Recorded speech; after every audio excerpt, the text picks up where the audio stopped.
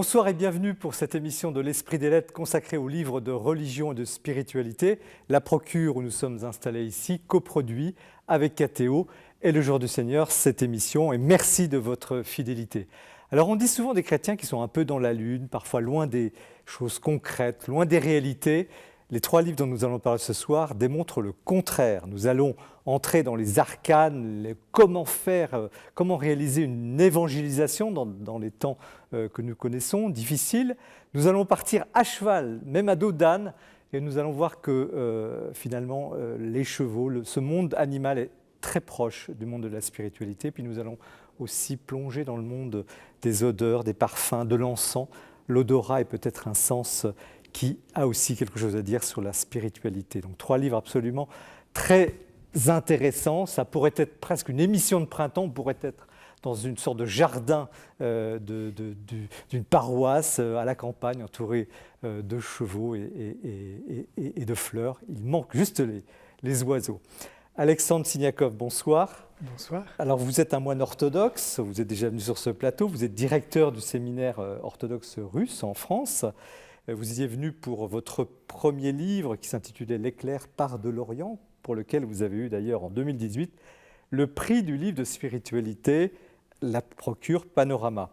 Alors vous revenez avec un livre totalement iconoclaste, oserais-je dire, où l'on vous voit d'ailleurs sur la couverture entouré de 2 ânes. C'est publié chez Fayard. Son titre, « Détachez-les et amenez-les-moi », c'est une phrase de l'Évangile, vous allez nous raconter le sens, mais le sens, il est peut-être dans le sous-titre « Le moine qui murmure à l'oreille des ânes et des chevaux ». Et au fond, c'est un récit de l'adoption de 2 ânes, de 3 chevaux, où vous dites retrouver vos racines cosaques, parce que vous êtes russe, vous nous aviez raconté ça dans votre premier livre. En tout cas, c'est un récit assez merveilleux, où se mêle la foi, la nature, le monde animal, les liens entre nature et spiritualité sans contradiction. Alors vous avez déjà une vie assez originale, et elle l'est encore plus. En tout cas, ça lui fait du bien, et je crois qu'il réenchante le monde. Anne Lécu, bonsoir. Bonsoir. Vous aussi, vous êtes une habituée du plateau. Vous étiez venue pour déjà à 3 reprises. Et vous êtes religieuse dominicaine, vous êtes médecin, docteur en philosophie. Vous travaillez d'ailleurs dans le milieu carcéral, dans les prisons de femmes depuis 20 ans. Et là, vous arrivez avec un livre aussi très original qui s'intitule « Tu m'as consacré d'un parfum de joie ». C'est aux éditions du Cerf. Et vous entrez dans la Bible, mais pas par le biais habituel, par le biais finalement des évocations, des odeurs, des senteurs, des parfums, des encens. Et vous en donnez le sens spirituel avec une grande force d'évocation. Donc c'est un livre, effectivement, qui paraît pas vraiment spirituel à première vue, mais qui l'est profondément, parce qu'il est très, très incarné. Au fond, vous visitez le mystère de l'incarnation, pas seulement par l'intelligence, justement, mais par les sens, ça fait du bien. C'est un livre inédit et remarquable. Natalia Troulier, bonsoir. Bonsoir. Vous êtes vous aussi déjà venue, vous êtes journaliste, et vous publiez donc aux éditions Première Partie un petit livre coup de poing. Alors le titre est très, très fort, « Sortir ». On voit une paroisse avec un grand cœur, manifeste à l'usage des derniers chrétiens, on a rayé en rouge le mot « dernier », et manifeste à l'usage des premiers chrétiens. Donc c'est un livre très, très accessible où vous expliquez pourquoi le christianisme en France, en tout cas, va pas si bien que ça, mais vous proposez, sur un mode très concret, avec beaucoup d'idées, comment faire revivre les paroisses, les communautés chrétiennes. Ce n'est pas un livre de théorie, c'est un livre pratique, pragmatique, et on sent une femme d'action, vous allez nous le démontrer tout à l'heure, qui veut faire bouger son Église. Vous n'êtes jamais donneuse de leçons, vous maniez plutôt d'ailleurs l'humour et l'humilité, je dirais, avec brio, car les premiers chrétiens dont vous parlez, c'est nous, c'est vous qui nous regardez aussi, c'est aujourd'hui. Ce qui donne beaucoup de fraîcheur à ce livre. C'est un livre revigorant qui va être un must, je crois, dans un certain nombre de paroisses. Voilà donc une émission de printemps qui promet, qui n'est pas justement sur des nuages. Nous la commençons, comme chaque mois, par un petit tour de l'actualité du libraire que Jean-François Rode nous présente ce mois-ci. Dans l'actualité littéraire, je vous signale 6 livres très différents qui sont tout à fait remarquables chacun dans son genre. D'abord, Jean Duchesne, Chrétien, La grâce d'être libre. Bon, Jean Duchesne, vous savez, c'est un écrivain, un chroniqueur. Il a beaucoup travaillé avec Jean-Marie Lustiger, dont il est l'exécuteur littéraire. Et là, il nous fait un beau livre pour dire que le christianisme, c'est bien.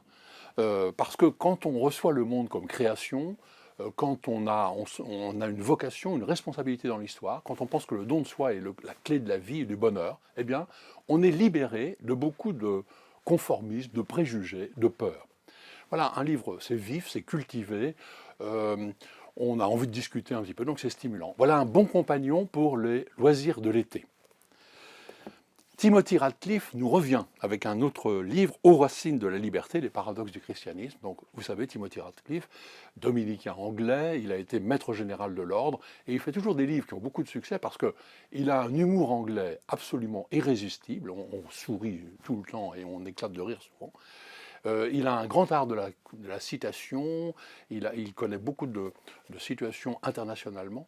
Voilà. Donc c'est quelqu'un qui fait un portrait du christianisme très ouvert, très séduisant. En fait, on a envie de devenir davantage chrétien avec Timothy Radcliffe. Très différent, Pierre Gibert, quand les peintres pratiquaient les exercices spirituels. Pierre Gibert, lui, il est jésuite et il est bibliste. Mais comme il pratique les exercices spirituels, il se rappelait que Ignace de Loyola demande toujours aux retraitants d'imaginer la scène évangélique, de recomposer la scène. Et donc il s'est demandé si ça n'avait pas eu de l'influence sur les peintres de son temps. Et donc il a fait ça, et le travail est formidable. Il a étudié en particulier Poussin, Rubens, Lotto, mais c'est surtout Vermeer, il montre que Vermeer a été très influencé par les exercices spirituels. Je vous assure, après la lecture de ce livre, vous ne regarderez plus les tableaux de Vermeer de la même façon. Lettres aux catholiques qui veulent espérer, chez Bayard. Lacroix a eu la bonne idée de rassembler un certain nombre de lettres qu'elle avait demandées à des personnalités pour les chrétiens désemparés, non, désespérés. Et en fait, maintenant, elle préfère plutôt dire lettres aux chrétiens désemparés. L'avantage de ce livre, c'est que ce sont des personnalités très différentes qui, en quelques pages, disent ce qui leur paraît important. Voilà un bon livre pour, donner le moral. Savez-vous que François d'Assise était diacre? Probablement pas, parce que les spécialistes n'en parlent pratiquement jamais. Mais Didier Rance, qui est lui-même diacre et franciscain séculier, a écouté le pape François qui lui a dit « François est vraiment un inspirateur pour les diacres ». Alors il a été voir les sources, il a fait une enquête, et pour lui, c'est très clair que François d'Assise était diacre, en particulier à partir du récit du Noël de Greccio. Voilà. Et c'est une bonne clé pour découvrir la spiritualité franciscaine. Et je termine par un livre d'histoire, Raphaël Sánchez Saos, je ne sais pas si je prononce bien, Les chrétiens dans Al-Andalus. Vous savez qu'il était de bon ton, naguère, de magnifier l'émirat de Cordoue comme un lieu de tolérance entre les chrétiens, les juifs et les musulmans. Évidemment, la réalité historique est un peu plus nuancée, un peu même assez différente. C'est ce que montre le spécialiste espagnol. Mais évidemment, ce n'est pas un appel à ne pas travailler aujourd'hui au dialogue interreligieux. Alexandre Sidiakov, donc vous signez ce livre chez Fayard, Détachez-les, amenez-moi. On vous voit en couverture avec deux ânes. C'est très très surprenant. Pourquoi ce nouveau livre? J'ai déjà abordé la question de l'arrivée des ânesses dans ma vie dans mon premier livre. Et c'est un chapitre qui a attiré beaucoup d'attention. Et j'ai souhaité le développer à la demande des personnes qui ont semblé être intéressées par ce sujet. Et par ailleurs aussi parce que j'avais envie d'expliquer à des personnes qui sont autour de moi, aux séminaristes dont je m'occupe, aux fidèles laïcs qui fréquentent nos églises, pourquoi les ânes et les chevaux sont devenus aussi importants dans ma vie. Et je pensais que c'était plus facile de le faire sous forme d'un petit livre. Un récit, au fond, vous racontez cette acquisition, parce que vous avez acheté, mais il y a ces racines cosaques que vous invoquez très vite dans le livre, comme si, je ne sais pas quel âge vous avez, mais ça s'était réveillé en vous, ce besoin de s'occuper d'ânes et d'ânesses et de chevaux. Alors, j'ai 38 ans et c'est vrai que le souvenir de mes racines cosaques m'est venu assez tardivement. élevé dans une école soviétique d'un sovkhoz du sud de la Russie, j'ai toujours eu honte, tout au long de mon adolescence et de ma jeunesse, de ces racines-là. Je suis né vraiment dans une race campagne. Et je ne rêvais à l'époque que de vivre en ville. Et une fois que je me suis retrouvé en ville, j'ai compris que c'était la campagne qui était beaucoup plus adaptée pour moi. Et j'ai redécouvert cette tradition qui me vient de mes ancêtres, de vie commune avec des animaux, Mais est-ce qu'il n'y a pas quelque chose d'incongru entre votre vie de moine et votre vie de cavalier ou d'éleveur? Alors c'est vrai que... À première vue, c'est surprenant. Oui, et certains séminaristes et confrères prêtres m'ont cité un canon de je ne sais plus quelle époque. Ils avaient d'ailleurs du mal à le situer chronologiquement, qui interdirait aux prêtres et aux moines de monter à cheval. J'ai pensé que ce canon ne pouvait pas être appliqué parce qu'en lisant le livre de l'Apocalypse et quand on voit le Verbe de Dieu monter à cheval, et lui qui, avant la Passion, montait un âne, je me suis dit, si ce canon fonctionnait et s'il s'appliquait à l'ensemble de l'Église du Christ, eh bien on ne verrait jamais cette vision de Saint Jean dans l'Apocalypse du Verbe de Dieu et de toute l'armée céleste monter à cheval et parcourir le ciel pour annoncer la bonne nouvelle. Est-ce que c'est une forme de réconciliation entre, alors sans doute personnellement, avec ce que vous êtes et cette vie au plus proche de la nature, mais est-ce que, à travers ce récit, vous voulez aider les chrétiens à regarder autrement, justement? Beaucoup le font, le monde animal, la nature, la création. Est-ce qu'il y a cette intention dans ce livre? Il y a bien sûr cette intention, et il y avait aussi ce désir de partager le changement que les ânesses et les chevaux ont apporté dans ma vie. Et je me suis vraiment rendu compte à quel point ils ont été importants, non seulement pour me remettre en paix avec mes racines cosaques, mais aussi pour me ramener une véritable vie monastique. Parce que les chevaux et les ânes m'ont vraiment réappris l'ascèse. Et ils m'ont... Concrètement, alors concrètement, par exemple, je dors très peu depuis que je les ai. Je passe beaucoup moins de temps dans des loisirs, dans des repas. Chaque minute, en réalité, est comptée pour pouvoir cumuler le ministère de recteur du séminaire pour s'occuper des chevaux. Actuellement, notre communauté compte 20 séminaristes, 5 formateurs et un certain nombre de laïcs converts qui vivent à temps plein et qui aident au fonctionnement de la maison. Donc ça fait une communauté de 30 personnes dont je suis responsable. Plus donc maintenant la communauté de 7 grands animaux, 2 ânesses et 5 chevaux, parce que depuis la fin du livre, il y a eu de nouvelles arrivées. Il faudra un deuxième tome alors. Voilà, et donc en réalité, chaque minute est devenue comptée. Et toute dérogation à l'horaire habituel devient quelque chose de difficile pour ma communauté animale, pour ma communauté humaine, pour moi personnellement. Donc j'ai réappris un autre rapport au temps, un autre rapport aussi à mon corps, dont j'ai été obligé de prendre soin d'une manière un peu plus responsable, sachant que de ma vie dépendait désormais cette autre vie qui ne s'en sortirait pas sans moi. Mais est-ce que là, dans ce cas, l'animal, si vous permettez, prend la place, je ne sais pas, du pauvre ou des personnes? Est-ce que ça se pose comme ça? Oui, on pourrait dire que dans une certaine mesure, les animaux ont pris la place du pauvre.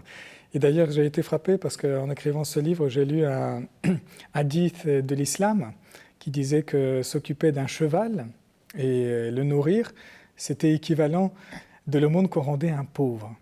Et j'ai été tout à fait frappé parce que c'est un peu dans cet esprit-là aussi que je vivais cela. Et surtout que les premiers chevaux que j'ai eus, ce sont des chevaux abandonnés et réformés. Ouais.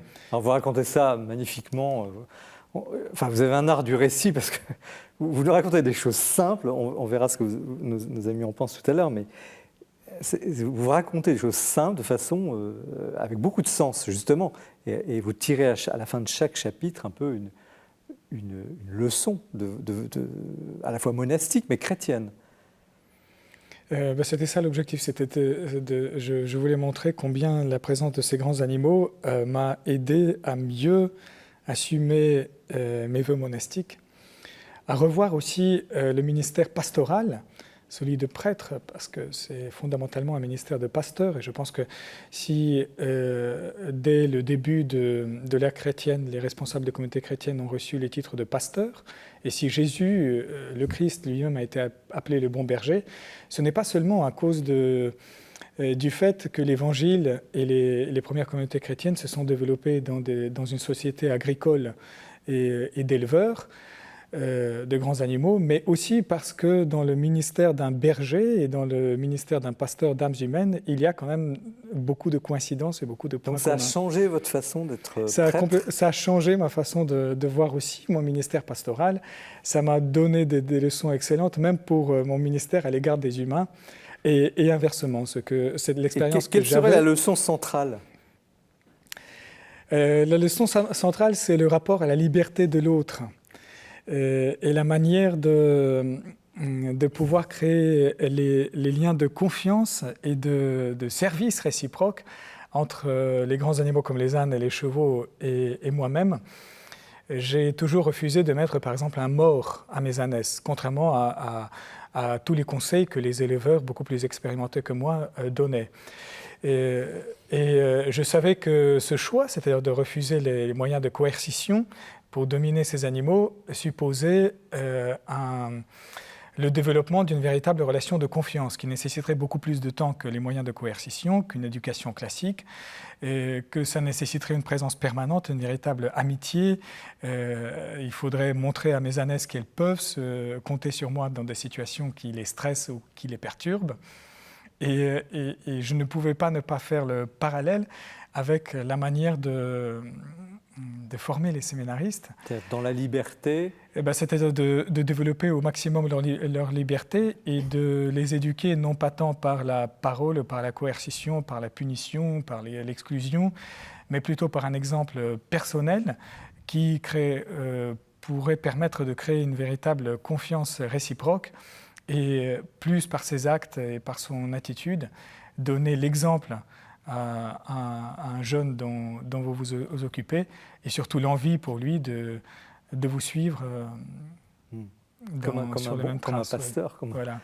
Mais est-ce que vous, alors le sous-titre, le moine qui murmure à l'oreille des ânes et des chevaux, alors c'est vrai, vous leur parlez Je leur parle beaucoup, oui. Et ils vous comprennent? Alors ça, certaines personnes qui sont beaucoup plus compétentes que moi dans le domaine équestre trouvent ça peut-être ridicule, parce que je sais que dans les épreuves de dressage des chevaux, il est interdit d'utiliser la voix, les commandes vocales à l'égard de sa monture. Eh bien, moi, je passe tout mon temps à parler à mes ânes et à mes chevaux. Je ne sais pas si c'est une simple projection humaine sur ces animaux, mais j'ai l'impression d'être écouté. Est-ce que vous comprenez leur langage? Oui, et j'ai appris aussi à parler cheval et âne. Parce qu'il y a des descriptions psychologiques de votre cheptel, comme vous dites, c'est incroyable. Mais ces animaux, ils n'ont pas la parole, mais c'est incroyable à quel point, sans avoir la parole, ils sont bavards. Ils savent parfaitement exprimer leurs émotions, leurs sentiments, leurs désirs, parfois aussi leur mécontentement. Et il suffit de savoir déchiffrer les mouvements de leurs oreilles, de leurs yeux, de leur bouche. Et en fait, moi j'ai l'impression vraiment de lire parfois ce qu'ils souhaitent dire, alors même qu'ils ne sont pas doués de parole. Est-ce que vous avez l'impression d'innover, d'ouvrir une voie dans la façon même de vivre une vie monastique? Parce que c'est tellement...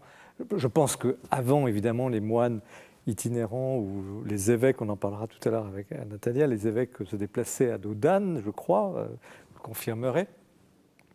Il y avait un lien naturel, c'était un moyen de locomotion. D'ailleurs, vous avez un très bel hommage au cheval qui a permis l'évangélisation, le déplacement de tant de personnes. Mais est-ce que ce contact manque aujourd'hui à la formation, enfin, quand je dis la formation chrétienne, ça peut être celle de vos séminaristes, ça peut être celle de tout un chacun. Est-ce que le christianisme, au fond, aurait perdu ce contact avec la nature telle qu'elle est Je peux me tromper, mais c'est l'impression que j'ai eue que beaucoup de chrétiens se sont embourgeoisés ou se sont rendus extrêmement urbains et ont perdu le lien effectivement avec les animaux. Et, par exemple, la première fois où j'ai eu mon premier animal, c'était un tout petit chien. il y a plusieurs fidèles qui m'ont demandé, mais est-ce que c'était autorisé pour un prêtre d'avoir un animal? Une question qui me paraissait totalement incongrue. Et en fait, je me suis rendu compte que pour beaucoup de chrétiens, le fait d'être en contact avec les animaux était une cause de souillure, parce qu'il y a même une dame qui a dit « J'aime beaucoup vos chevaux et j'adore les caresser, mais là, comme je vais à la liturgie et que je vais communier, je ne peux pas les toucher parce que ça va me rendre impur. » Je lui ai dit, ça tombe très mal parce que le prêtre qui va célébrer l'Eucharistie vient même d'enlever leur crottin. Donc, et non seulement de les caresser. Donc, je me suis rendu compte que c'est vrai pour beaucoup de chrétiens, ce lien avec les animaux, mais alors le lien concret, pas seulement à travers des livres, des films ou de reportages sur des chaînes consacrées au monde animal, mais le contact vivant quotidien, lui, il est tout à fait inexistant. Et quand j'ai découvert le monde des agriculteurs ou le monde équestre, je me suis rendu compte à quel point ce monde était déchristianisé. Et alors, j'ai cru comprendre aussi que c'était en grande partie notre responsabilité parce que nous paraissons pour ces personnes qui vivent au contact des animaux et de la nature comme extrêmement citadins, embourgeoisés et éloignés de la nature. C'est-à-dire, nous sommes des gens riches, vivant dans des conditions aisées, et qui se fichent de la vie des agriculteurs, qui ne s'intéressent pas aux besoins des animaux et qui fuient le contact avec eux parce que c'est un contact sale, salissant, etc. Vous voyez, donc, et bien au contraire. Et bien oui. au contraire. Parce que vous racontez justement l'humilité, la lutte contre l'orgueil. Enfin, le livre est truffé d'anecdotes, il est tellement passionnant, où vous montrez comment vous avez changé très profondément à ce contact. Alors j'ai envie de poser la question à Anne Lécu, qui est médecin et qui, elle, touche des malades en longueur de journée. Comment vous réagissez à cette expérience? C'est une expérience quand même. Moi, j'ai beaucoup aimé ce texte et notamment ce que vous venez de dire, à savoir qu'à un moment donné, vous avez pris soin de vous-même parce que c'était important, non pas pour vous-même, mais pour les autres. Et pour ces animaux, mais aussi pour vos séminaristes.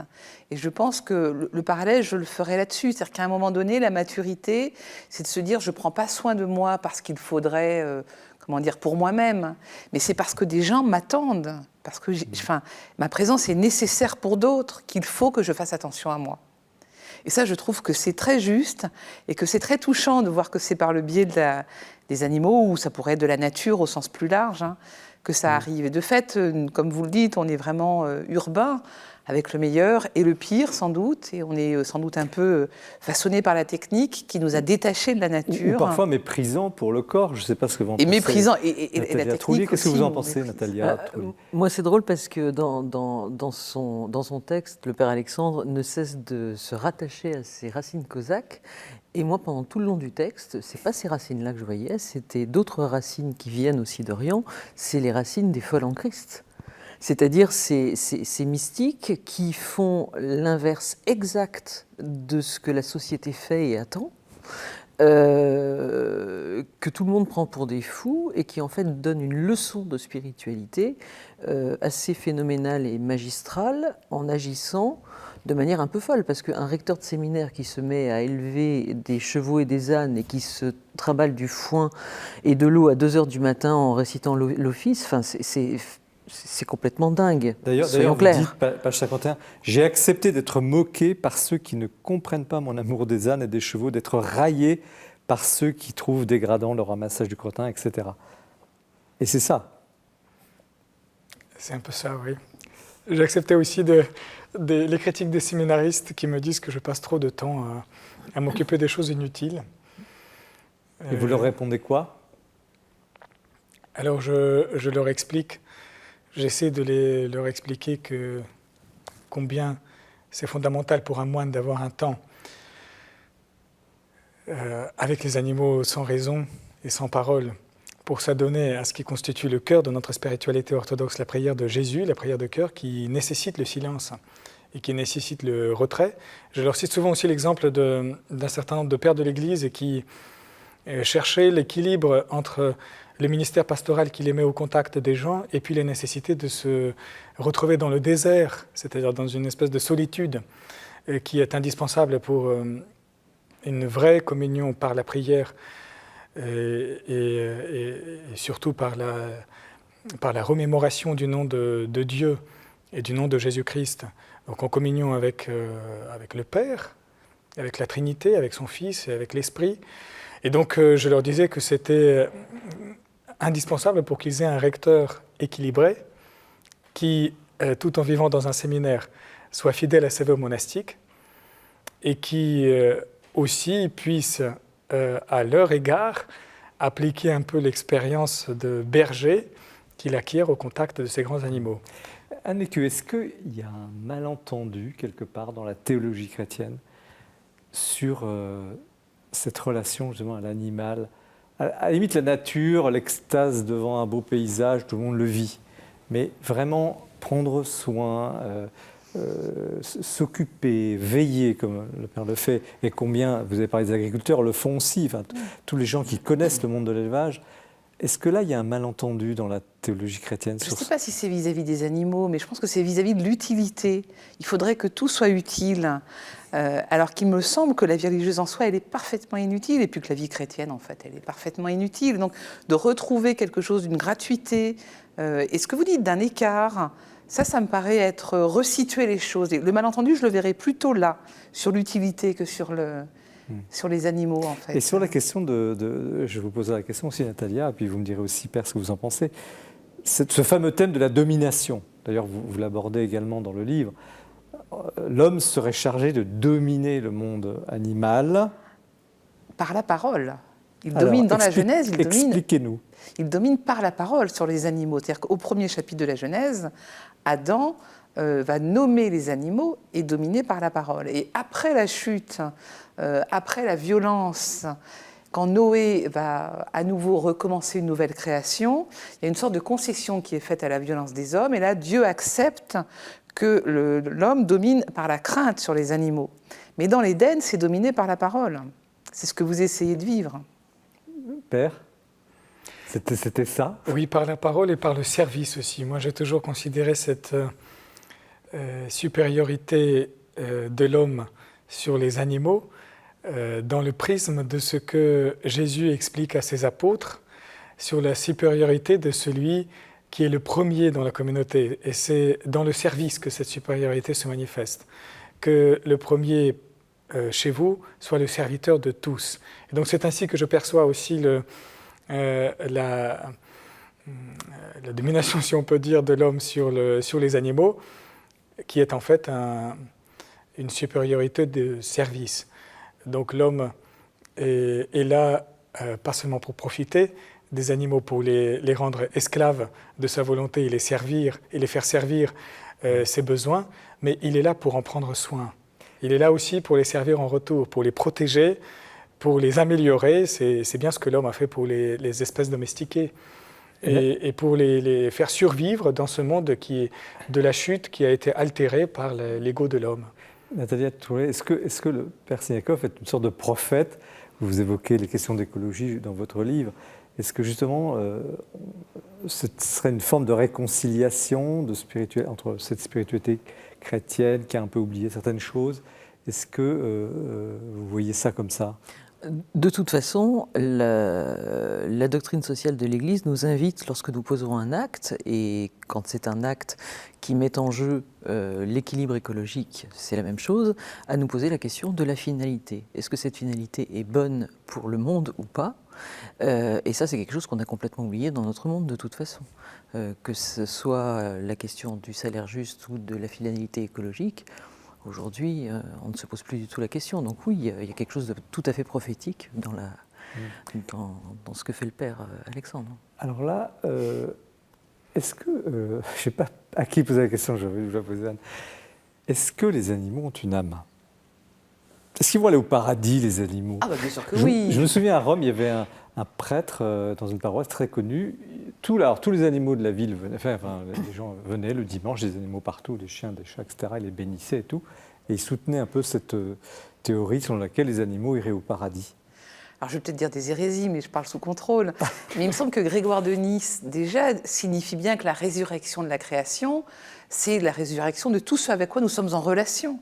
Donc en fait, si la chair de l'homme qui ressuscite, c'est pas la viande, mais c'est ce que nous aimons et avec qui nous sommes en relation, oui, les animaux, les arbres, la nature, et puis quand même, l'Épître aux Romains le rappelle, la création elle-même attend avec gémissement le salut pour elle-même aussi. Donc moi je suis tout à fait certaine que, je ne sais pas sous quelle forme et je ne sais pas comment, mais la création entière est promise à la vie éternelle en Dieu. Père ? Eh bien, moi aussi, quand on me pose cette question, parce qu'on me la pose souvent, alors vous imaginez, à cause de ce que je fais, je réponds généralement en citant la prophétie d'Isaïe, où il décrit l'ère eschatologique comme une ère de réconciliation. Ça veut dire quoi ? C'est-à-dire de la fin des temps.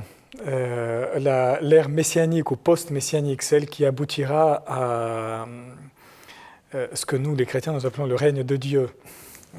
Eh bien, lorsqu'Isaïe décrit le règne de Dieu, ou l'ère messianique, les temps eschatologiques, la dernière étape de l'évolution de l'humanité, il l'a décrit surtout comme un moment de réconciliation entre la création, y compris les animaux, entre eux et avec l'homme.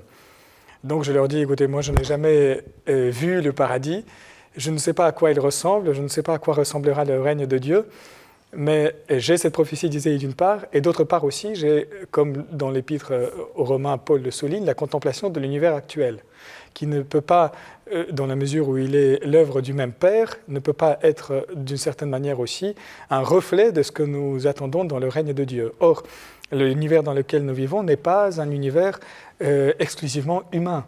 L'homme n'est pas seul dans ce monde. Et donc, s'il n'est pas seul dans ce monde créé par Dieu, eh bien, je présume que l'homme ne sera pas seul dans le règne de Dieu que le Père nous prépare. Dardar, l'une de vos ânesses, vous accompagnera. Nathalie Touré, vous êtes d'accord avec ce que vient de dire le Père ? Ah bah oui, moi de toute façon, saint Thomas d'Aquin, il dit que les animaux ont une âme, donc moi je... Vous escrivez ? Pas de problème, hein, docteur des docteurs, allez hop. Alors, vous, est-ce que vous-même, personnellement, vous avez, par exemple, au couvent, où vous résidez, un chat ou des animaux domestiques Alors pas du tout. Et puis pour le coup, moi je suis pas tout à fait fan parce que souvent dans une communauté, un chat ou un chien peut servir de prétexte pour qu'on parle au chien plutôt que de parler à la sœur.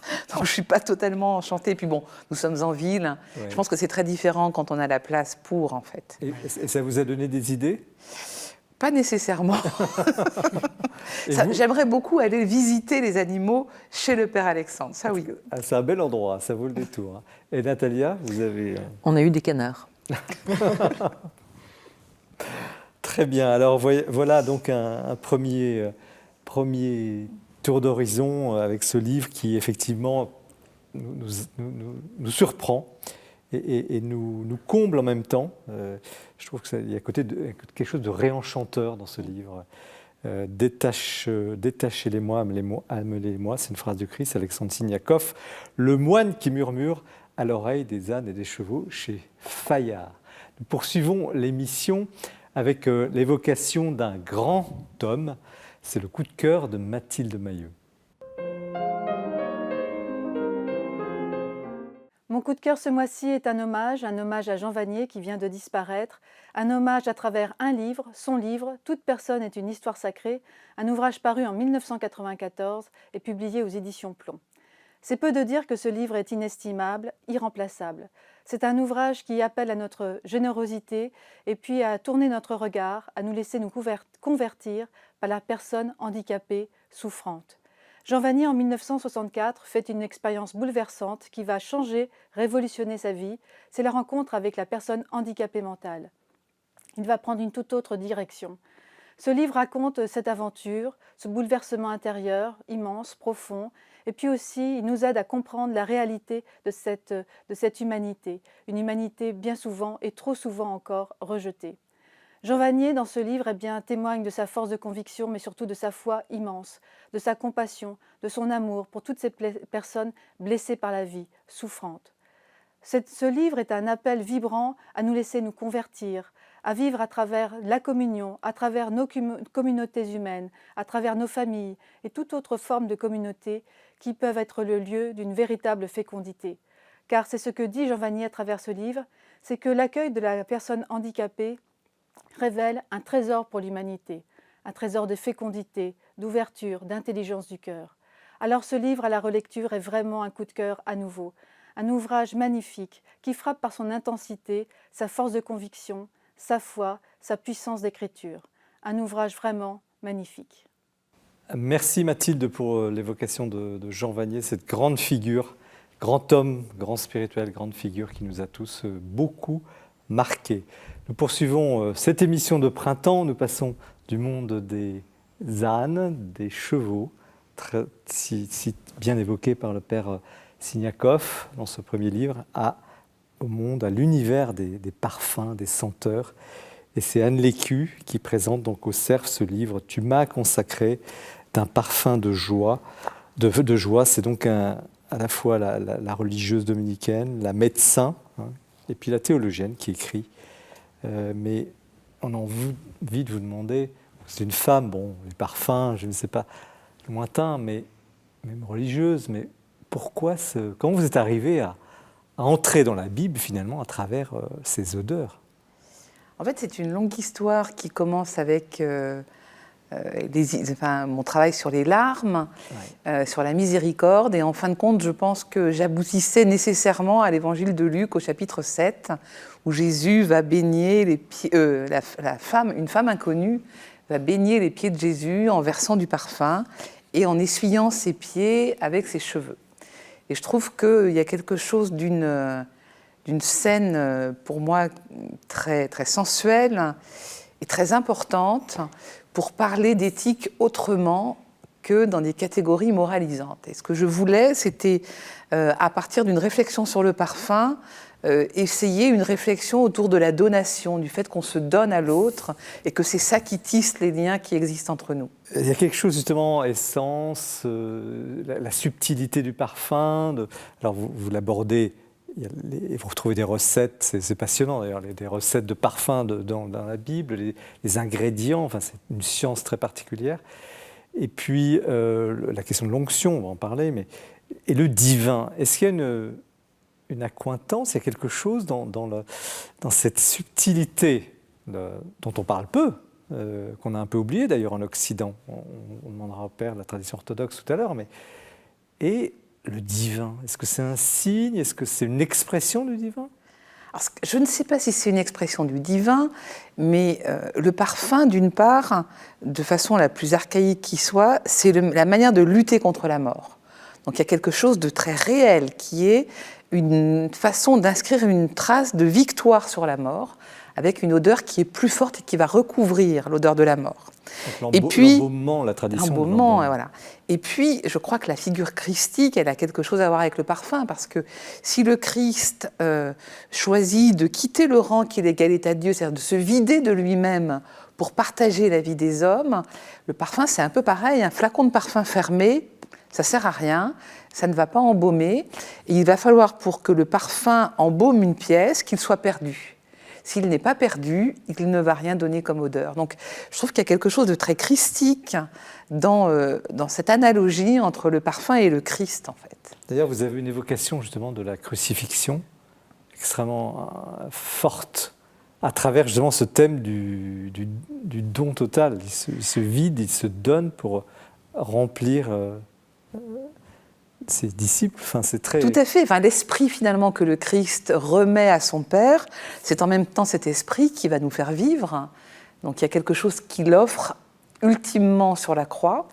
Et puis il y a toutes les images des théologiens ou des pasteurs du Moyen-Âge, et je pense à Jacques de Voragine avec la légende dorée, qui dit que finalement le Christ est un sac d'onguents, et que quand on le perce, c'est ce parfum qui se répand dans le monde.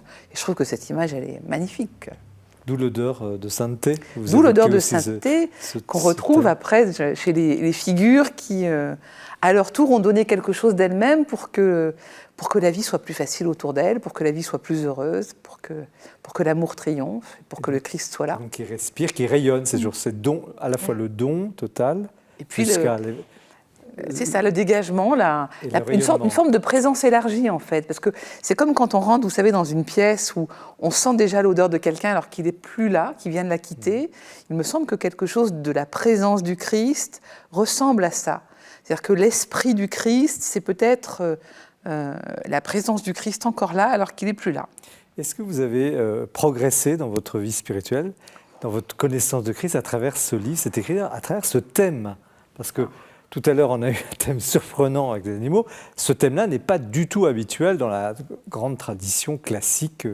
Non, alors moi, mystique. le progrès spirituel, je ne sais pas très bien ce que c'est. Je n'avancerai pas trop. Vous méditez quand même, vous priez. Enfin... Ouais, je fais ce que je peux avec ce que le Seigneur me donne, comme chacun d'entre nous. Et donc, je suis très méfiante avec la notion de progrès. Peut-être que les échelles spirituelles, elles se descendent. Hein, donc, oui, mais là, peut-être justement, avec la méditation sur. Non, je trouve que c'est quelque chose autour de l'incarnation qui est intéressant à essayer d'habiter.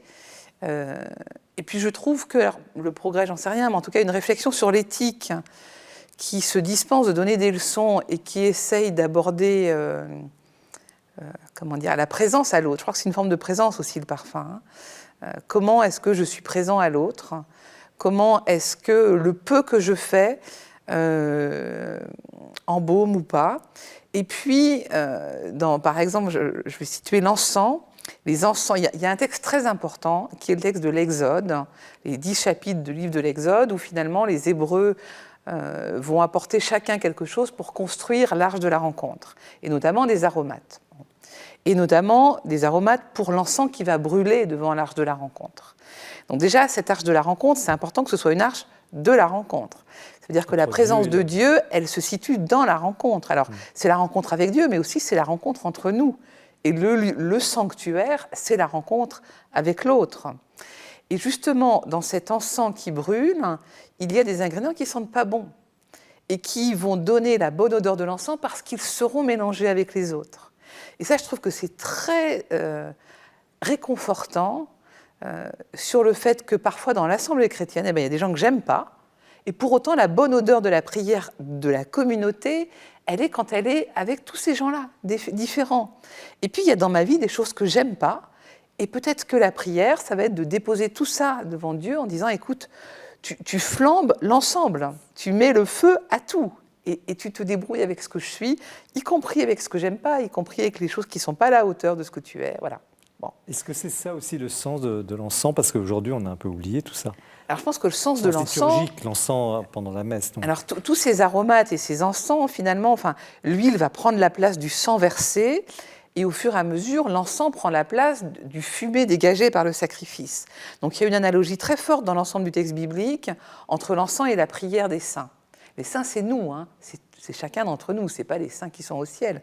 C'est chacun d'entre nous dans ce qu'il essaye de vivre de sa vie chrétienne. Et du coup, l'encens, ça vaut le coup. Moi, je me suis beaucoup amusée avec ce texte, qui en même temps m'a complètement échappé. Par exemple, vous êtes dans une célébration et vous regardez ce qui se passe avec l'encens. L'encens, il part de rien du tout. C'est 3 grains de rien qui vont parfumer une cathédrale. Vous allez voir les volutes de la prière qui vont se promener. On ne sait pas très bien pourquoi ça va dans un sens et pas dans un autre. Bon. Ça va toucher à tous les sens, parce que l'encens est salé si on veut qu'il soit beau et blanc. Ça va toucher à l'odeur, ça va presque toucher au toucher, parce que ça épaissit l'air, en fait. Et bien la prière, c'est pareil. La prière des hommes, il ne faut rien du tout, mais il faut quand même quelque chose. Et on ne sait pas par où elle part, et on ne sait pas où elle se diffuse. Il faut nourrir aussi, imposer de l'encens pour qu'il continue à dégager son odeur. Donc il faut nourrir cette prière. Et je trouve que ça donne du sérieux à la prière de l'homme que de réfléchir sur l'encens. Donc c'est peut-être ça que ça m'a apporté, quelque chose d'un encouragement à prier. Vous avez dit, je me suis beaucoup amusé avec ce texte, donc avec votre livre, c'est plus qu'un texte. Comment vous avez travaillé? Parce que ce n'est pas un thème, on le voit dans la Bible, mais ce n'est pas un thème courant, encore une fois. Il y a des auteurs qui en ont, des théologiens, des grands spirituels qui en ont parlé ou... J'ai travaillé un peu comme d'habitude, c'est-à-dire un peu en vagabondant dans tous les sens. Vous êtes modeste. Non, mais vraiment. Avec une concordance, en allant chercher des mots, en lisant des passages, en allant voir tel auteur, tel autre, en prenant des notes. L'étymologie. Avec des dossiers gros comme ça, de notes en tout genre. Puis à la fin, il faut nettoyer, il faut organiser une pensée. Et ça, c'est difficile parce que j'ai eu beaucoup plus de mal à écrire ce livre que d'autres, parce que l'encens échappe. Et quand je l'ai rendu à mon éditeur, je lui ai dit, écoute, je crois que c'est vraiment un texte qui n'est pas fini. Et je pense qu'il n'est pas fini parce que c'est de l'encens et que l'odeur, enfin le parfum en général, on ne peut pas mettre la main dessus. Et c'est peut-être ça qui a quelque chose à voir avec le divin, on ne peut pas mettre la main sur Dieu. Et c'est bien. Alors, je vous Ni sur l'autre. Je ne résiste pas au plaisir de vous citer quand même, page 74, pour vous donner un peu une idée de goûter ce livre.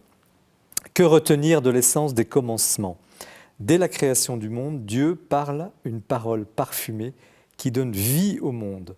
Le baiser de Dieu, parfumant, crée un monde odorant, fait de fleurs, d'aromates et de la capacité d'aimer déposée au cœur de l'homme. Toute l'aventure d'une vie consiste à laisser naître cette capacité, à la laisser se déployer comme on ouvre un flacon de parfum afin qu'il l'embaume autour de soi. Tout est dit. Voilà. Tout est dit. Mais c'est toujours à découvrir. Il y a un autre aspect, alors là on a parlé de l'encens, c'est l'onction. Alors là c'est beaucoup plus pâteux, c'est huileux. Bon, alors on s'en sert pour le baptême. Il y a la bénédiction des huiles saintes, on vient de vivre Pâques, ça c'est le jeudi saint. Mais d'où vient cette idée finalement d'être allé chercher des huiles pour exprimer, je ne sais quoi, vous allez nous dire quoi? Alors, il me semble que l'onction vient imprimer le parfum dans la chair. Parce que l'huile est le support pour qu'il y ait du parfum qui dure, il faut qu'il y ait une huile. Alors, je ne suis pas une parfumeuse, hein, donc je ne suis pas techniquement très au point, mais en tout cas, des recettes, justement, je disais, ce qui c'est est très sûr, intéressant. c'est que quand on inscrit une onction sur le front, si vous avez été confirmé adulte et que vous vous en souvenez, ou adolescent, le parfum du Saint-Crème, on le sent, il va durer. Et donc, le parfum inscrit dans l'huile, c'est une manière de signifier que l'esprit, une fois qu'il a été marqué sur le front de quelqu'un, il est là pour toujours. La marque de notre baptême, nous la portons à vie. Et voilà, et que nous soyons clercs ou laïcs, nous avons reçu le même baptême qui fait de nous tous des chrétiens, les mêmes chrétiens. Donc c'est ça d'abord, c'est la trace de l'esprit en nous qui est là et qui ne nous lâchera pas. Et que c'est cette bonne odeur qui imprègne notre chair. Alors, Père Siniakov, là je m'adresse non plus à l'éleveur, mais aux liturges, aux moines, aux prêtres orthodoxes. Et on vous imagine dans un monde de volutes, parce que les cérémonies sont très très belles, pour leur chant, mais aussi pour l'expression visuelle et parfumée. Comment vous ressentez ce travail d'Anne Lécu? Qu'est-ce qu'elle apporte au fond? Est-ce qu'elle réveille quelque chose? Mais ce que vous, ma sœur, vous avez décrit, c'est exactement la manière dont nous percevons l'encens. Il y a eu aussi l'onction de Saint-Crème pendant le sacrement de la chrismation qui suit le baptême ou confirmation. La manière dont vous avez décrit l'encens comme la prière des saints, mais aussi comme la présence de Jésus qui est invisible, mais dont on sent encore l'odeur et c'est son esprit. C'est exactement de cette manière-là que les chrétiens d'Orient perçoivent à la fois l'encens et aussi les onctions d'huile que nous utilisons très couramment, parce que nous avons la chrismation qui suit le baptême, donc la confirmation, où on impose l'huile sur le front et les autres parties d'ailleurs du corps du baptisé en disant le sceau du don du Saint-Esprit. Donc ce parfum qui est imprimé sur notre corps est vraiment le sceau de la présence dans notre chair, dans notre humanité, de l'Esprit Saint.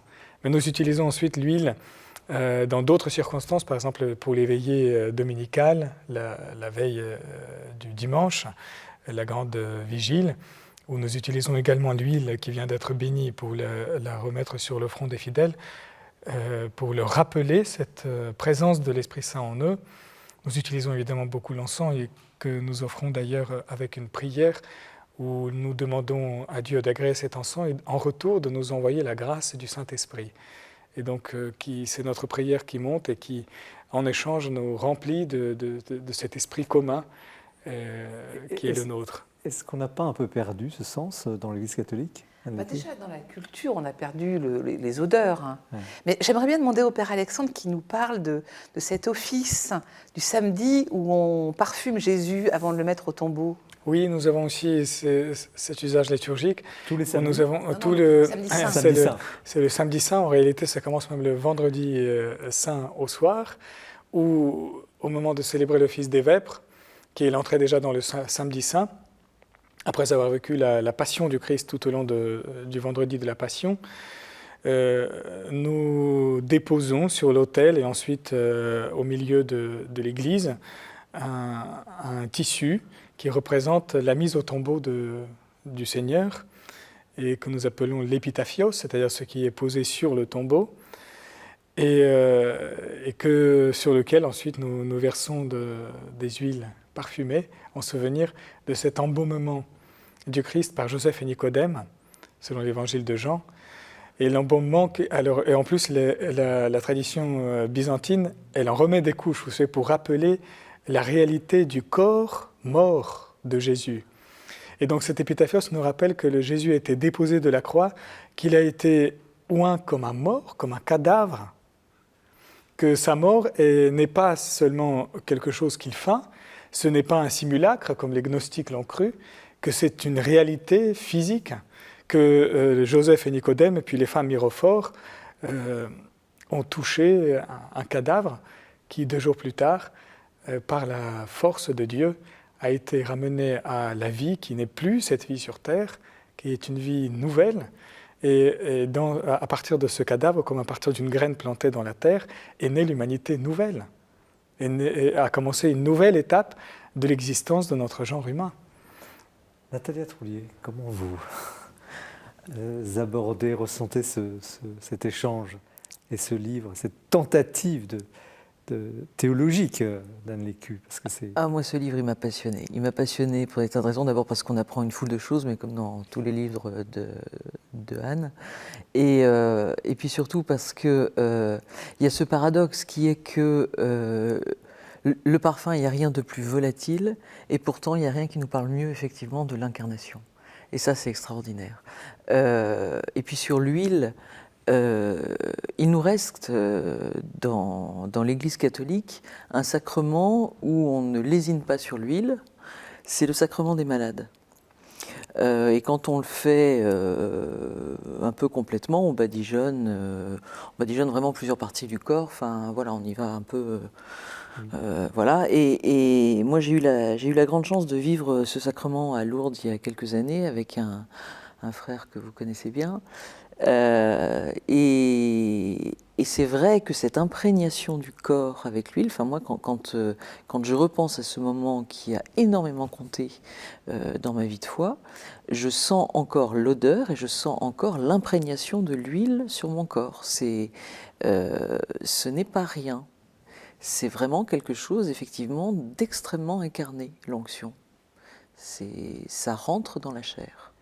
Alors tout à l'heure, on va aborder la question de la gnose et les gnostiques, donc c'est cette vision du christianisme qui se passerait bien de l'incarnation du corps et qui est très, très, très, très mystique. Mais je repose cette question sur est-ce qu'on a perdu dans l'Église catholique ce sens à travers, là vous venez magnifiquement de décrire cette liturgie et on y est avec ces encens, ces senteurs et tout. Est-ce qu'on a perdu ça? Pourquoi est-ce qu'on a, selon vous, on verra tout à l'heure avec votre livre, la vie concrète des paroisses, mais est-ce que les gens finalement n'attendent pas ça?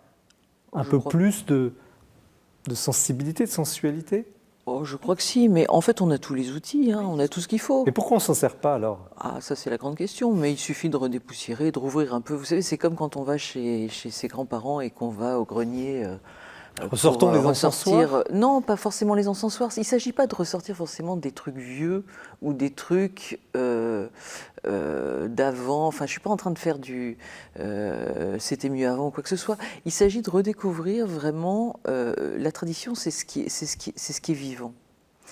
Et de voir comment on peut aujourd'hui inventer la tradition. C'est ça l'intérêt, c'est de voir comment, avec les mots de notre époque, avec les préoccupations de notre époque, on peut, dire les choses qu'on a à dire maintenant et aujourd'hui. Anne Lécu ? Les sacrements, je pense que c'est ça la question, c'est qu'ils aient du sens. Il suffit pas forcément de les expliquer, parce qu'ils ne doivent pas nécessiter d'explication pour être compris. Mais par exemple, si un jour on prend de l'encens, eh bien, on prend du bon encens qui sent vraiment bon et qui ne donne pas une malheureuse volute de rien du tout. Mais voilà, Mais par contre, on n'en fait pas tout le temps. C'est-à-dire qu'on choisit des célébrations solennelles pour que l'encens... Et quand on va bénir le peuple avec l'encensoir, eh ben on y va franco et on se promène pour que tout le monde en reçoive, etc. Je pense que c'est ça. Il ne s'agit pas d'en mettre tout le temps, il s'agit de choisir des bons moments et les célébrations solennelles, de même que les sacrements, comme le baptême, eh bien, si on met 3 gouttes d'eau, c'est pas pareil que de verser vraiment de l'eau pour signifier qu'on est plongé et relevé de la mort avec le Christ. Mais ça, à la limite, comme Natalia le dit très bien, on a tout. Il suffit d'y aller.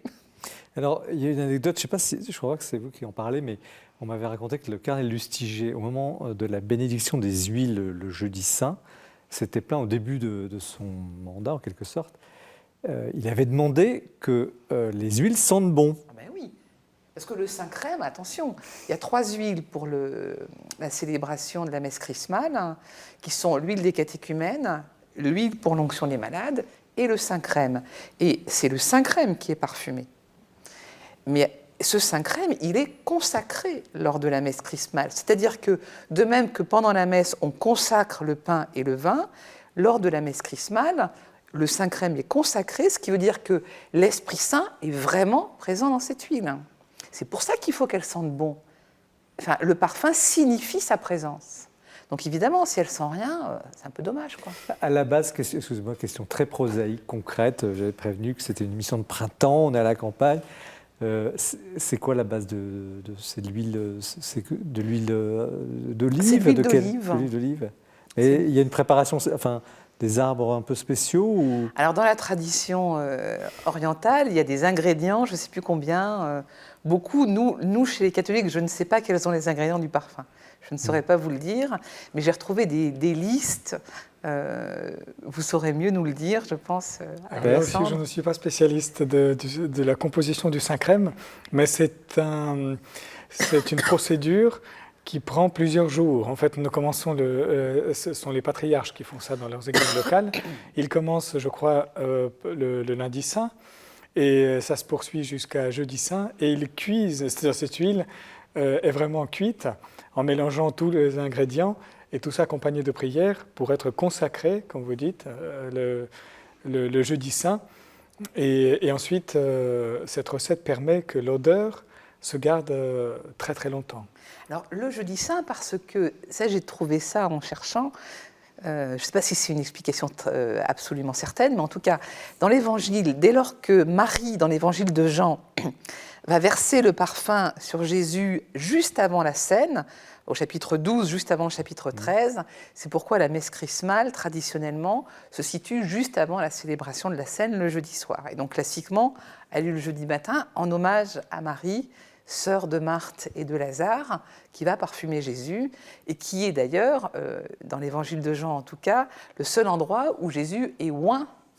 Alors qu'il est le Messie, celui qui a reçu l'onction, eh bien, il est oint par cette femme, Marie, et dans d'autres évangiles comme Luc, par une pécheresse dont on ne connaît pas le nom. Je trouve ça assez chouette que l'onction de Jésus, ce soit une femme pécheresse qui la lui confère. En tout cas, vous avez commencé, c'est en fond le début de votre livre, cette idée de cette onction du Christ. Merci Anne Lécu. Tu m'as consacré d'un parfum de joie au cerf, un livre qui sent bon et qui donne beaucoup à méditer. Nous poursuivons cette émission tout à l'heure avec le livre de Natalia Trulli, Sortir à l'usage des manifestes à l'usage des premiers chrétiens. Vous restez bien avec nous, mais nous allons entendre parler d'une grande dame. Le livre était prévu et devait sortir sous le titre « Recteur de Notre-Dame de Paris ». Une actualité douloureuse en a décidé autrement. Jeudi dernier est sorti le livre de Monseigneur Patrick Chauvet sous le titre « Notre-Dame de l'Espérance ». Le public a découvert sur les plateaux de télévision, épuisé au bord des larmes, Patrick Chauvet, qui est donc recteur archiprêtre de la cathédrale, et qui, dans ce livre, nous explique, nous rappelle que Notre-Dame n'est pas qu'un musée, n'est pas que la cathédrale, mais aussi une paroisse dont il a la charge. Son livre est un témoignage de tout premier plan. Alors, comme à chaque fois qu'il y a un événement de portée mondiale, vous avez été nombreux à venir en librairie au lendemain de l'incendie de Notre-Dame. Et très vite, un auteur, un texte a été demandé dans toutes ces éditions. C'est évidemment Notre-Dame de Paris de Victor Hugo. Ce gros livre que certains connaissaient, que beaucoup ont découvert et continuent de découvrir. Il faut dire qu'on y trouve des accents absolument prophétiques. Quand Hugo écrit, il y avait une grande flamme qui montait entre les deux clochers avec des tourbillons d'étincelles, une grande flamme désordonnée et furieuse. Mais il n'y a pas que Victor Hugo qui a écrit sur Notre-Dame et les éditions Point ont eu l'idée, la bonne idée de sortir un petit livre qui s'appelle Notre-Dame avec une anthologie de textes aussi bien des auteurs qui ont écrit sur une page ou deux sur la cathédrale. Il est question de Proust, d'Aragon, de Vigny et de bien d'autres.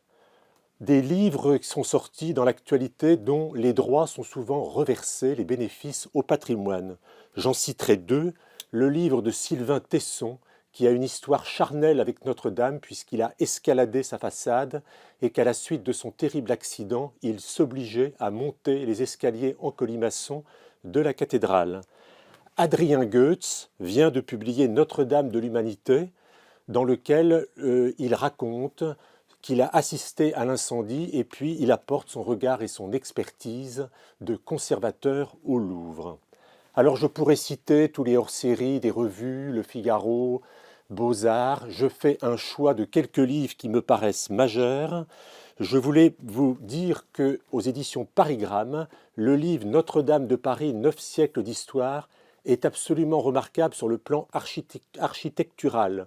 On y a des plans et des coupes de toute la cathédrale avec une chronologie très intéressante et stricte de l'histoire de la cathédrale.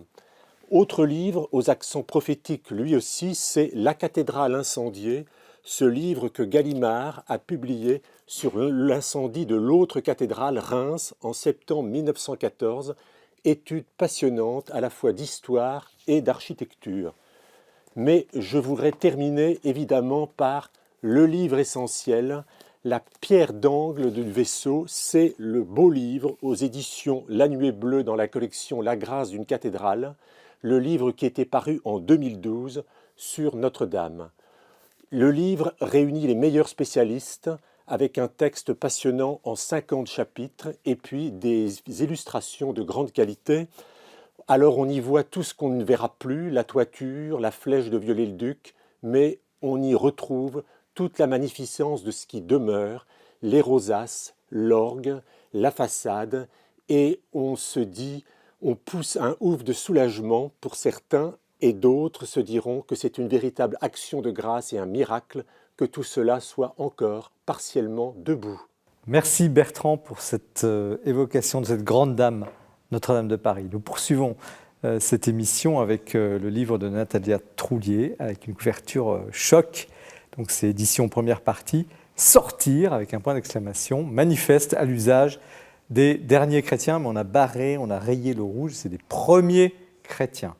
Donc Natalia Troulier, journaliste, elle était déjà venue sur ce plateau, elle a été en charge, c'est une spécialiste des réseaux sociaux, on peut dire ça, vous connaissez très bien le monde d'Internet, des réseaux sociaux, et notamment des réseaux chrétiens. Un petit mot sur vous quand même, par rapport au lien entre votre vie, votre activité professionnelle et ce livre qui est un livre, un manifeste, qui est quelque chose qui pousse les chrétiens à se bouger, les catholiques en l'occurrence, si possible dans des paroisses un peu endormies. Qu'est-ce qui s'est passé? Le déclic. Le déclic, c'est que, comme beaucoup de gens, en fait, j'ai été en contact avec la réalité de la vie, de la maladie, du décès, etc. Et que je me suis rendu compte à ces occasions-là qu'en fait, nous étions extrêmement préoccupés, nous, et je m'inclus dedans avec beaucoup de facilité, hein, parce que ça a été mon cas, j'espère que ça l'est un petit peu moins maintenant. Nous avons une grande facilité, en fait, à rester dans nos paroisses pour les faire tourner, comme on dit. Ça, c'est quelque chose que j'entends très souvent. On fait tourner les paroisses. Mais en fait, elles tournent sur elles-mêmes. Elles tournent sur elles-mêmes et un peu comme des toupies qui finalement finissent par tomber parce que le mouvement finit par s'arrêter et par terminer. Qu'est-ce qui vous autorise à rayer le mot dernier et mettre le mot premier à la place? Tout simplement parce que, alors moi je suis une fan d'histoire, et puis je suis une fan d'histoire de l'Église. J'adore l'histoire de l'Église parce que ça se sent d'ailleurs. C'est plein de rebondissements. Vous allez puiser des références et des exemples aussi. Ouais. Et en fait, ce qui est très drôle, c'est de voir que toutes les générations de chrétiens ont pensé qu'elles étaient la dernière génération de chrétiens. Ah, c'est une bonne nouvelle, ça. Ben oui. Alors, les premiers disciples, bon, c'était un peu logique, parce qu'ils pensaient que Jésus allait revenir là, maintenant, tout de suite. Leurs enfants se sont rendus compte que les parents mouraient, puis que Jésus ne revenait pas. Alors, ils se sont dit, bon, ça va être probablement pour bientôt. Les petits-enfants sont nés, Jésus revenait toujours pas, mais ça allait arriver parce que regardez toutes les persécutions qui s'abattent sur nous, donc forcément, etc. Les arrière-petits-enfants naissent, et puis là, c'est des épidémies épouvantables, et puis des persécutions encore pires, donc forcément, le Christ va revenir, etc., etc. Et alors je suis tombée sur un texte assez rigolo de Frédéric Ozanam, donc au XIXe siècle, donc on est sous la Restauration triomphante, la monarchie de droit divin absolu qui revient, l'ordre, le catholicisme qui triomphe à nouveau, les séminaires sont pleins à craquer, c'est l'époque du curé d'Ars, donc modèle des prêtres de tout l'univers, comme disait Benoît XVI, et Frédéric Ozanam se lamente qu'il n'y a plus de catholiques, que tout est fichu, que plus personne n'a la foi, le Fils de l'homme, s'il revient, retrouvera-t-il la foi sur la terre, etc. etc. Donc en fait, c'était un peu en pensant à ça que j'ai intitulé ce livre comme ça, parce que finalement, comme le dit Jean-Luc Marion, que Florence de Léris cite dans la préface, la situation est normalement catastrophique. Normalement catastrophique. Alors vous attaquez un morceau qu'on appelle la gnose, on en a parlé un peu tout à l'heure, vous allez nous dire ce que c'est que la gnose, les gnostiques. Là, vous réglez vos comptes. Alors, qu'est-ce que c'est? Le gnosticisme, c'est la toute première hérésie chrétienne. C'est tellement la première qu'elle est même citée dans la Bible, en fait, dans les Actes des Apôtres. Et puis après, il y a pas mal de lettres des apôtres qui s'y réfèrent, notamment la première à Timothée, qui est quasiment dédiée aux gnostiques, contre les gnostiques. Et en fait, bon, c'est assez compliqué, il y a eu plusieurs écoles, etc. Il y a plein de débats de spécialistes, mais on peut résumer en deux choses. La première caractéristique de ce gnosticisme, c'est de dire le corps ne vaut rien, et seule l'âme ou l'esprit, selon les écoles, vaut quelque chose dans l'homme. Et la deuxième caractéristique de ces mouvements, c'est de dire qu'on est dans une configuration où c'est la connaissance qui sauve et ce n'est pas la grâce. Donc il faut acquérir une connaissance de type intellectuel pour avoir le salut et non pas attendre du Seigneur qu'il nous donne gratuitement son amour. L'Église actuelle serait tentée ou submergée par cette l'Église, hérésie? Non, parce que l'Église, elle garde le dépôt de la foi comme elle le fait depuis 2000 ans.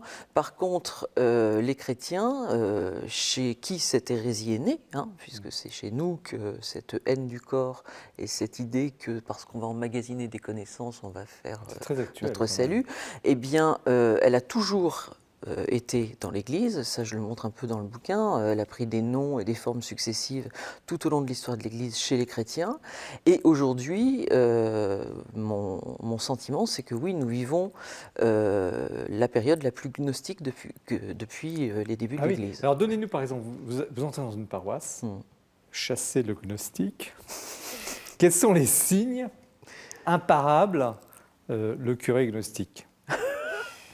Il est catholique, mais oui, bon, alors, si vous voulez, alors déjà,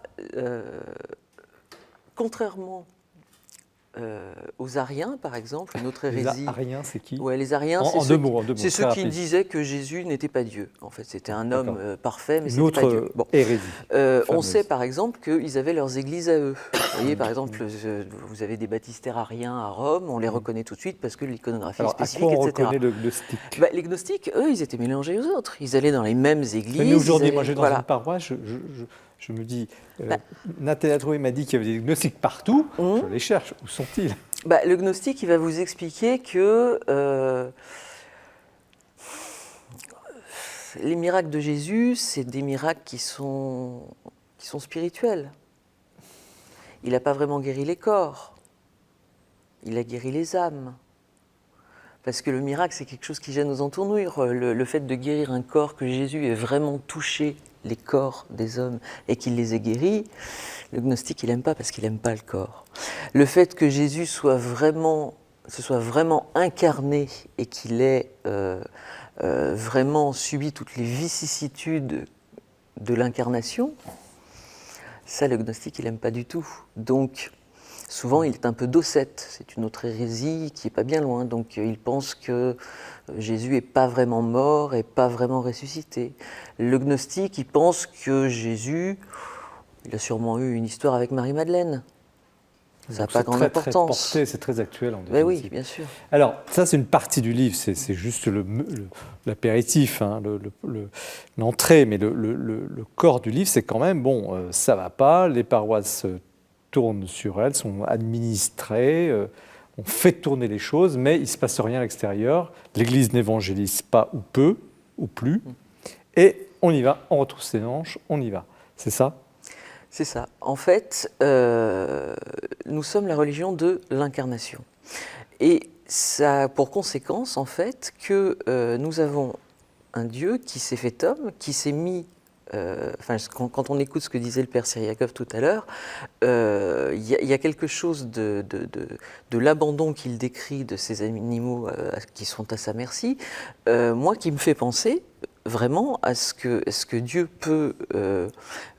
a pu faire quand il s'est incarné. Enfin, c'est quand même dingue de penser que le créateur de l'univers est entré dans le sein d'une femme. Et qu'il s'est mis à la merci non seulement des hommes, mais ne serait-ce que des bactéries. C'est quelque chose, enfin voilà, est-ce qu'elle avait fait le test de la toxo par exemple? Il aurait pu à tout moment mourir.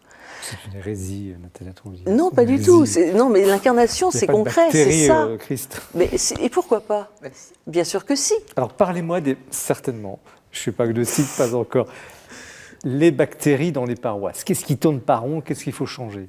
Ce qui tourne pas rond, c'est que justement, si on ne prend pas en compte le fait que le Christ a épousé notre humanité jusqu'à s'incarner, ça veut dire que nous devons appliquer Matthieu 25 à la lettre. Matthieu 25, c'est « j'étais nu et vous m'avez vêtu, j'étais malade et en prison vous m'avez visité, etc., etc. » Si nous ne faisons pas ça, avoir des paroisses ne sert à rien. Et il y a quelque chose que le pape François a dit il n'y a pas plus tard qu'une petite semaine. Il a dit, et en ça il est raccord avec la grande tradition bimillénaire de nos églises, les pauvres sont des tabernacles vivants. Nous ne cessons de nous plaindre que dans nos villes comme dans nos campagnes, nous n'avons plus d'accès à l'Eucharistie. Eh ben, moi, je trouve que c'est une nouvelle formidable parce que nous avons des tabernacles vivants partout. Et c'est peut-être un signe, cette espèce de famine eucharistique qui s'abat sur l'Occident depuis une trentaine d'années, c'est peut-être un signe justement, si nous n'avons plus de prêtres ou moins de prêtres et que l'Eucharistie est moins célébrée, peut-être que c'est parce que nous négligeons ces tabernacles-là. Mais vous avez néanmoins, sans déflorer le livre, parce que les gens, vous allez le lire, j'espère, cette proposition concrète Oui. pour relancer en quelque sorte la vie paroissiale, ou le mot est, c'est pas tout à fait ça, pour relancer l'évangélisation, notamment se réconcilier avec la liturgie, enfin l'accueil et l'accompagnement des morts dans les familles, qu'on néglige un peu. s'attaquer au monde virtuel. Là, vous avez des passages à la lance contre justement ces tablettes qui nous envahissent et tout ça. Se réconcilier avec beaucoup d'éléments concrets, moins administrer les paroisses et davantage se lancer et sur des points précis. Alors, quelles seraient les priorités pour ceux qui nous regardent, qui sont certainement confrontés à des paroisses en milieu rural, parfois moribondes, ou sont toujours les mêmes? Quelle est la bonne nouvelle que vous apporterez? Par où faudrait-il commencer? Je crois qu'il faut commencer par là où notre société détourne pudiquement le regard. Partout où elle ne veut surtout pas voir ce qui se passe, c'est là qu'il faut aller. Donc c'est pour ça que je démarre par la mort et par le fait d'accompagner non seulement les proches des morts, mais les morts différemment, et de le faire, de ne plus le faire à la sauvette dans nos propres familles. Concrètement, donnez-nous à voir. Concrètement, juste quelques... concrètement, je parle de quelque chose de tout simple, qui est de, lorsqu'on le peut matériellement, de prendre le corps des personnes qu'on aime chez soi et de ne pas les laisser dans un funérarium impersonnel, etc., pour montrer que, bah oui, cette personne, on la prend chez soi parce que oui, la mort c'est difficile, mais c'est possible. C'est possible. On a le droit de le faire. Bien sûr qu'on a le droit de le faire. Bien sûr qu'on a le droit de le faire. Et les gens de la paroisse devraient venir veiller, accompagner, aider, soutenir. Avec des cœurs de frères, comme voilà, et les personnes qui ne peuvent pas le faire parce qu'elles ne peuvent pas recevoir chez elles, etc. Eh bien, ouvrons nos paroisses pour le faire. Et il y a quelque chose de très beau chez les orthodoxes d'ailleurs, qui est le fait que, je crois, on ne ferme le cercueil qu'à la fin de la messe de funérailles. Plus tard encore. Plus tard on ferme encore, le cercueil au moment de le mettre en terre. Ouais. Et pendant toute la célébration, le cercueil est ouvert. Voilà. Et pour quelle raison? Parce qu'on ne dissimule pas le mort, on ne cache pas le cadavre. Il est là et jusqu'à naguère, je crois même jusqu'au XIXe siècle, le corps restait dans les paroisses, c'est-à-dire dans les églises, depuis la veille jusqu'à la liturgie donc de l'enterrement. Et tous les fidèles, les paroissiens, venaient veiller celui qui a quitté la vie terrestre. Et donc il restait dans... maintenant on fait ça, mais plutôt pour les membres du clergé, comme toujours vous savez dans l'Église. Ce qu'on faisait autrefois à tout le monde, maintenant est réservé au clerc. Mais certaines paroisses reviennent à cet usage, justement, en réaction par rapport à ce que notre société connaît, comme ce détournement pudique du regard, de la mort. Et c'est vrai que c'est une chose qui m'a beaucoup bouleversé quand je suis venu en France, de voir que les funérailles à l'église sont célébrées avec un cercueil fermé. Comme c'est tellement habituel chez nous que ça soit l'inverse, ça m'a vraiment bouleversé. Je n'ai pas compris pourquoi. On fermait comme si... Alors comment vous trouvez, parce que vous avez la parole, comment vous ressentez cet essai écrit par Nathalie Troulier, c'est à la fois ce combat contre le gnosticisme qui nous guette tous, et puis cette stimulation, vous envoyez beaucoup de messages pour les petites communautés chrétiennes qui souffrent effectivement dans nos pays, qui ne sont pas les dernières. Comment vous réagissez à ça, vous, comme orthodoxe justement? Alors là, je dirais qui avait connu la vie plutôt d'un orthodoxe qui peut-être n'aurait pas l'approbation des autres orthodoxes. Je vais parler en nom personnel. Mais je trouve que le danger que vous soulignez de la présence du gnosticisme dans nos communautés, le danger réel, il vaut pour les catholiques comme pour les orthodoxes. Le docétisme n'a pas disparu. C'est quoi le docétisme? Eh bien, c'est ce rejet de la réalité de l'incarnation du Christ, que le Christ n'a pas faim d'être homme, il l'a été vraiment. Et cette espèce de gnosticisme qui se révèle parfois dans des questions qu'un séminariste peut vous poser en disant « Mais est-ce que vous pensez que Jésus, quand il avait 2 ans, est-ce qu'il savait qu'il était le Verbe de Dieu? Et est-ce qu'à ce moment-là, il savait ce qui s'est passé à l'autre bout de l'univers ?» Mais ça, c'est d'une certaine manière, c'est poursuivre à nier la réalité de l'incarnation du Christ. Si le Verbe de Dieu est devenu vraiment homme, c'est-à-dire bébé, il a partagé les limites d'un bébé. Et même s'il était en même temps fils de Dieu et Verbe, créateur de l'univers, dans la mesure où il est devenu un bébé, il ne pouvait pas savoir ce qui se passait à l'autre bout de l'univers. Il ne pouvait pas avoir la science du logos en tant que Dieu, puisque c'est d'une certaine manière, encore une fois, nier la réalité de l'incarnation. Et parce qu'on commence par là et on finit par dire que sur la croix, il n'a pas vraiment souffert, parce qu'il était Dieu impassible. C'est ça. Et donc, comme bébé, il était Dieu omniscient. Et donc, on en vient à nier la réalité de la mort du Christ. Et si on nie la réalité de la mort, on nie la réalité de la résurrection. Et ça veut dire que tout cela, ce n'était qu'un simulacre qui ne nous concerne pas. Et c'est d'ailleurs ce que dit Paul dans la plupart de ses lettres. Et donc, il ne dit pas ça, il dit ce n'est pas un simulacre. Eh bien, évidemment, et Paul combat cette espèce d'attitude en disant que si on nie la réalité de la mort et de la résurrection de Jésus-Christ, si Jésus n'est pas mort, s'il n'est pas ressuscité, ma foi est totalement vaine. Anne Lécu, alors la théologienne, la médecin aussi, qui connaît le corps de l'intérieur. Alors, je ne sais pas, mais en tout cas, je m'en occupe. Si, bah quand même. Je m'en occupe de cette réalité très réelle. Et donc, c'est vraiment merci Natalia d'avoir insisté sur l'incarnation, parce que c'est la question du moment, clairement. Il me semble que dans la gnose, il y a aussi l'idée d'un monde bipolaire, avec un Dieu bon d'un côté et un Dieu mauvais de l'autre, et donc quelque chose de très clivant, alors que l'incarnation, précisément, non. On est à la fois et pécheur et saint, on est à la fois et très vivant et très malade. Et quelqu'un qui est malade, il est tout ça en même temps. Il est à la fois très vivant et très malade. Bon.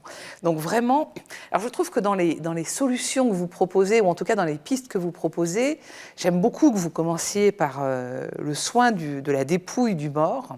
Je trouve que c'est vraiment un vrai enjeu. Moi, j'ai vécu dans une communauté en Essonne où des amis avaient pris leur mort chez eux. On venait voir le mort à la maison et ça change tout, en fait. Vraiment, ça change tout. Bon. Donc là, vraiment, tout à fait d'accord. Sur le virtuel, sur la nécessité de remettre de l'incarnation, même si on est dans la technique et dans les réseaux sociaux, etc., c'est vraiment essentiel, en fait. L'amitié, c'est aussi avoir le plaisir d'être avec quelqu'un, c'est la présence. Et la présence, il faut être là, voilà, en vrai. Bon. Donc tout ça, je trouve que c'est... C'est un peu ça la trame du livre, hein. C'est au fond, le chrétien dans sa paroisse doit être là. l'homme de tous, concrètement, avec chacun, hein. C'est bien ça. Et puis je pense qu'il faut emmener Dieu avec nous là où il n'est pas. Et donc aller ailleurs que là où il est déjà finalement. Et donc à la rencontre de gens qui ne connaissent pas bien, qui ne savent pas trop, mais qui seront de toute façon très contents si, à l'occasion d'un engagement dans la vie de la collectivité, est-ce que vous suggérez participer au CCAS local d'une commune, se présenter à des élections locales. Enfin, moi je crois beaucoup à l'échelon local aussi, en fait. Bon, et d'être là, faire partie d'une assos, d'être là avec les gens, pas tellement pour apporter notre camelote qui serait « je vous annonce l'évangile », mais d'être là en vrai parce que c'est là que ça se joue, parce que la vie elle est là, et que les gens sont là, et que c'est tout. Donc vraiment, je trouve qu'on a une grosse réflexion à mener, et pas seulement une réflexion, mais suivie des faits réels, parce que tous, qui que nous soyons, nous pouvons, et je pense que beaucoup nous le faisons déjà, hein, nous pouvons être présents à d'autres que nous, à d'autres préoccupations que les nôtres, et que c'est dans la rencontre que se jouera quelque chose du plus essentiel de l'Évangile. Mais est-ce qu'il faut évangéliser de façon plus active, plus explicite? Parce que c'est bien gentil, on est d'accord, aller dans les communes, s'engager dans les conseils différents, mais est-ce qu'il faut parler là explicitement de Dieu? Chacun son charisme après. Il y a des gens, moi j'ai une amie qui est vierge consacrée au diocèse de Lyon et qui a un charisme absolument extraordinaire pour parler de Dieu dans la rue à des inconnus. Mais c'est un truc de fou. Quand je la vois faire, mais elle a des dialogues mais complètement inouïs avec des inconnus, avec des gens à chaque fois je me dis mais elle va se faire jeter, etc. Puis pas du tout. Voilà, c'est son charisme. C'est pas le mien. Je sais pas si c'est le vôtre. Peu importe. Peu importe. Moi, je dis toujours, au ciel, on a Saint Louis-Marie Grignon de Montfort qui joue probablement à la crapette avec Sainte Bernadette Soubirous et avec l'abbé Pierre. Sous l'œil de l'âne de la crèche, parce que lui, on est Évidemment. sûr qu'il est sauvé. Non, mais c'est le génie du catholicisme et bien sûr de l'orthodoxie d'avoir une diversité incroyable de charismes. Oui, mais est-ce que l'Église, à un moment donné, et je vous pose la question à tous les trois, s'est arrêtée d'évangéliser? On a l'impression que depuis les années 70, allons-y, on a dit, bon, attention, il faut respecter, pas de prosélytisme, surtout pas de prosélytisme. Mais la question, c'est celle que pose le titre, c'est-à-dire il s'agit de sortir. L'extase dans la vie spirituelle, c'est quoi? C'est la déprivatisation de la vie spirituelle. C'est-à-dire que la vie spirituelle, elle ne se passe pas entre moi et mon Dieu dans une bouteille, elle se passe dans la sortie de soi. Elle commence par là quand même, il y a une relation de prière. Mais je ne sais même pas, c'est-à-dire que je pense qu'elle commence à partir du moment où on arrête de se préoccuper de soi. Donc se préoccuper de Dieu ou se préoccuper d'autrui, c'est dans l'extase et on est dans la sortie. Père? Oui, je pense que je suis d'accord avec Natalia aussi qui dit que nos problèmes que nous déplorons aujourd'hui, notamment le manque d'évangélisation, ce sont exactement les mêmes que déploraient déjà nos prédécesseurs. Rien qu'à lire par exemple les docteurs de l'Église du IVe siècle, ils disent déjà que l'Église a cessé d'évangéliser, qu'elle a cessé d'annoncer la bonne nouvelle et pourtant ça a bien continué. Donc évidemment aujourd'hui on n'a pas cessé de le faire, mais c'est tout à fait normal que nous pensions que nous vivions dans une situation de crise. Parce qu'en fait, nous les chrétiens, nous sommes toujours dans une crise, mais au sens grec du terme, c'est-à-dire dans un questionnement, dans une interrogation perpétuelle, dans une réflexion sur notre indignité, la manière de manifester la force de Dieu à travers notre faiblesse.